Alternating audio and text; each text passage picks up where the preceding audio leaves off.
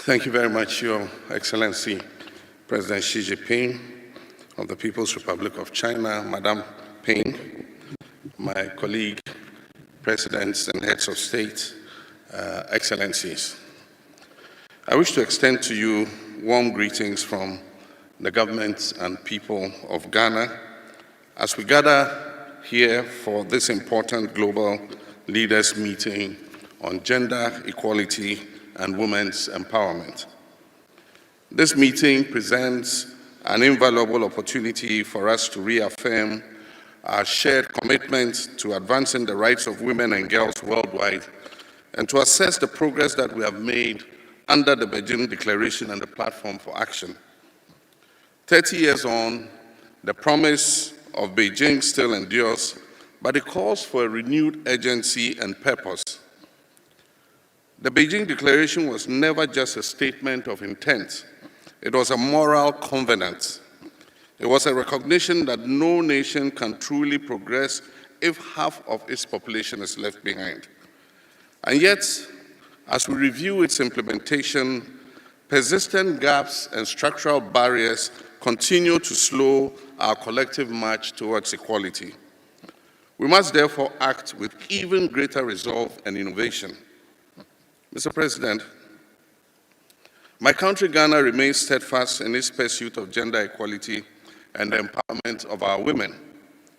Under my leadership and in my capacity as the African Union champion for gender and women's empowerment, the government of Ghana has continued to take decisive steps to mainstream gender across our national development policies.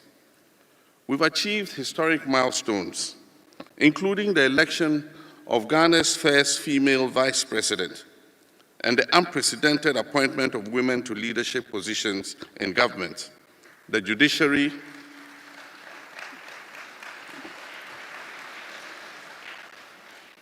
the security services, and key national institutions. These are not just symbolic gestures, deliberate affirmation that women deserve a seat at the table of the highest levels of decision-making. And I am confident that in the very near future, our women will break the glass ceiling and there will be a woman president of the Republic of Ghana. Mr. President, ladies and gentlemen, we've achieved gender parity in school enrollment. Girls are going to school and staying in school. Our commitment is further demonstrated by the robust institutional reforms and legal frameworks that are designed to protect the rights of our women and girls. We've strengthened critical agencies, including the Ministry of Gender, Children, and Social Protection, the Domestic Violence and Victim Support Unit of the Ghana Police Service, the Domestic Violence Secretariat, and the Specialized Domestic Violence Courts. Sustained budgetary allocations have improved their capacity to deliver justice, protection, and social support to survivors of gender-based violence. We've also expanded many social intervention programs that directly benefit women and girls. And among these are the Livelihood Empowerment Against Poverty program. And as part of this policy, we target female-headed households. The Ghana School Feeding Program, which sources food locally and improves nutrition and school retention, especially for girls. A policy that reserves 50% of microfinance and small-scale loans funding for women entrepreneurs. Nationwide distribution of sanitary pads for school girls to address their menstrual health and also prevent absenteeism from school. Free tertiary education for persons with disability, especially women, and the no academic fee stress policy for first-year tertiary students. The Ghana Medical Care Trust Fund, which is soon to start, will also ensure equitable access to treatment for non-communicable diseases, especially amongst vulnerable groups. Mr. President, these interventions are anchored in a strong legal and policy framework.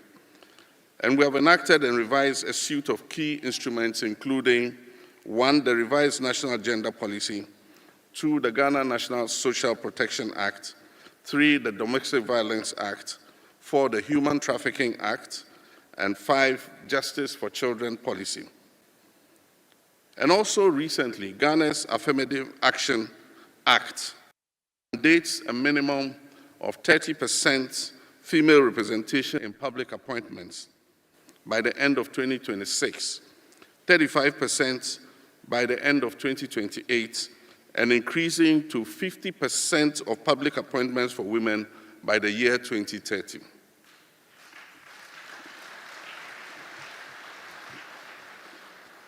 To further empower women economically, Ghana is establishing a Women's Development Bank to provide low-interest loans,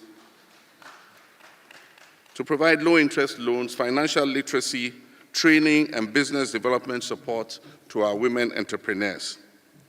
This initiative is designed to advance financial inclusion and expand opportunities for women across all sectors of our economy. Mr. President, the global order is changing rapidly, and it threatens to reverse the gains made by the Millennium Development Goals and the ongoing Sustainable Development Goals. The global multilateral order and our rules-based trading systems are being jettisoned and are giving way to more unilateral actions by some global players. In this unpredictable environment, we need to focus on safeguarding the gains made by our women and other vulnerable groups since the Beijing conference 30 years ago. The African woman is particularly vulnerable, and I wish to use this platform to call on my colleague African leaders to focus on the welfare and empowerment of African women.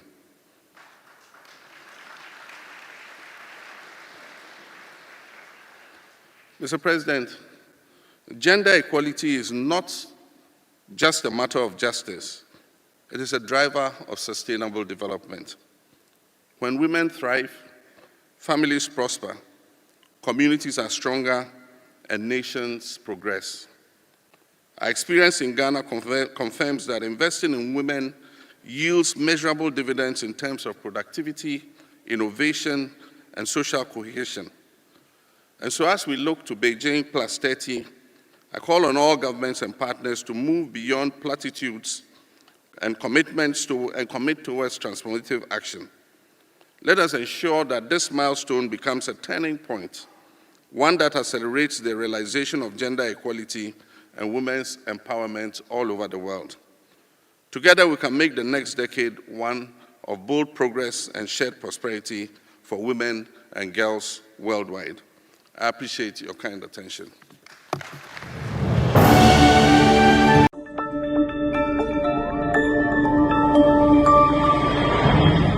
Citizen TV, Accra, Ghana. Citizen TV, the citizen's power.